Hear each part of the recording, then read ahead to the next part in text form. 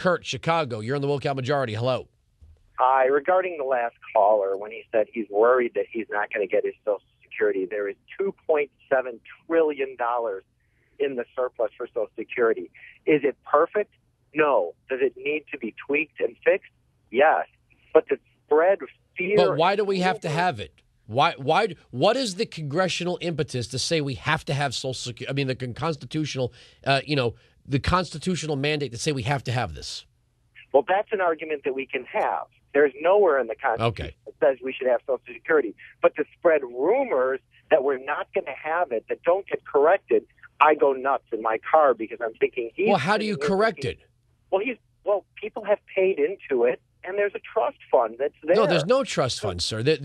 Hold on a second. That you want to talk about rumors? After the Johnson administration, there was no longer a separate trust fund. It's part of the general fund, which is why they call it spending. Right, but what they took out of it, they put back in Treasury bonds, and unless you feel that the full faith and credit of the United States and Treasury bonds are well, who represents the full faith and credit of the United States, the government or the taxpayer? Both. No, the taxpayer. The government doesn't have anything that isn't given to it by the government, by the taxpayer. Right. So when Reagan was president, he made look. It doesn't matter what Reagan. Okay, this is not. You don't end every conversation with a conservative by saying Reagan did this. Well, I think it doesn't matter. But you have to look at the complete situation. Like I said, we can have a discussion saying that, if you're a strict constitutionalist, and I am, Social Security, and I'm becoming one too. The more I listen to your show, but to just spread falsehoods and say, I'm not spreading. Look, if the caller is concerned, that's his concern. I didn't make that a point of my topic on that. But the fact of the matter is, Social Security is mandatory for a reason.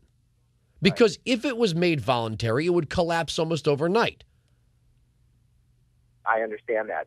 I would say this, though, that if we look back to before Social Security and even before Medicare, and we think, were people better off then or now, we might have a discussion about whether it is a good program and a necessary program. But that determines how much of a premium you put on individual liberty, meaning is it best when the government controls our resources or we are, as individuals, control our resources?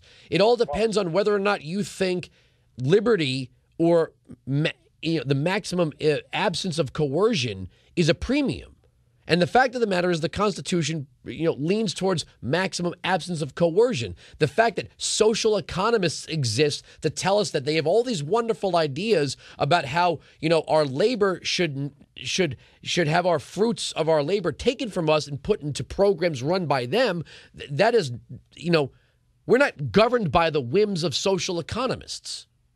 Well, Andrew, we are now, but here's where you and I differ. And yes, I believe the Constitution, but I also believe in a social safety net. And I think it's necessary when somebody has an illness, when somebody has a horrible accident, or when something happens to them, that they get taken care of. Okay, well then, hold on. Let me stop you there because we're running out of time. Either you're with the Constitution or you're not. I mean, the states can run whatever programs they want. Privately, people can set up any charitable fund or any foundation they want for people who get bonked on the head or trip and fall or get leukemia or whatever. The idea that we all 309 million must be governed by a program that takes more than it gives out of anecdotal, we might slip and fall one day stories is something I don't accept. Well, there's a lot of what ifs and a lot of anecdotal stories, and we can, go through hypotheticals. But like I said, if we look at history and we look at what was happening to people before Social Security insurance, because it's really I got to end with this. 45 seconds less. I'll let you run this out. Was there a public outcry to create Social Security? That's a good question. I don't think I know the answer. I'll give you the answer. No. It was created by Franklin Delano Roosevelt and a bunch of people inside the walls of Columbia University. There was no public outcry.